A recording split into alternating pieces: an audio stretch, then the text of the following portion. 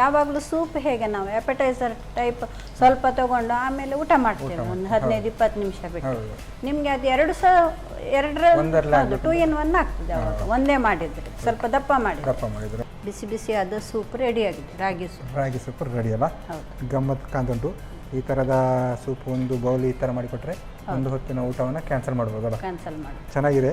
ರಾಗಿ soup ತಯಾರಿಸುವ ವಿಧಾನ: ಮೊದಲಿಗೆ ಸ್ವಲ್ಪ ತುಪ್ಪವನ್ನ ಬಿಸಿ ಮಾಡಿಕೊಂಡು ಹೆಚ್ಚಿದ ಈರುಳ್ಳಿ ಹಾಕಿ ಕೆಂಪಗಾಗುವವರೆಗೂ ಹುರಿಯಿರಿ. ನಂತರ ಸಣ್ಣಗೆ ಹೆಚ್ಚಿದ ಶುಂಠಿ ಹಾಗೂ ಬೆಳ್ಳುಳ್ಳಿ ಹಾಕಿ ಸಣ್ಣಗೆ ಹೆಚ್ಚಿದ ಕ್ಯಾರೆಟ್, ಬೀನ್ಸ್, ಟೊಮ್ಯಾಟೊ, ಕ್ಯಾಪ್ಸಿಕಮ್, ಹಸಿ ಬಟಾಣಿ, ಈರುಳ್ಳಿ ದಂಟು ಹಾಕಿ ಹುರಿದು ಸ್ವಲ್ಪ ನೀರು ಹಾಕಿ ಬೇಯಿಸಿ. ಕುದಿ ಬಂದ ನಂತರ 1 ಚಮಚದಷ್ಟು ರಾಗಿ ಪುಡಿಯನ್ನು ನೀರಿನಲ್ಲಿ ಕಲಸಿ ಸೇರಿಸಿ ಕೈ ಬಿಡದೆ ಕಲಸುತ್ತಾ ಬೇಯಿಸಿ. ಬೇಕಾಗುವಷ್ಟು ನೀರು ಹಾಕಿ ಕುದಿಸಿ. ಕೊನೆಯಲ್ಲಿ 1 ಚಮಚದಷ್ಟು ಕರಿಮೆಣಸಿನ ಪುಡಿ ಹಾಕಿ ಸರ್ವ್ ಮಾಡಿ.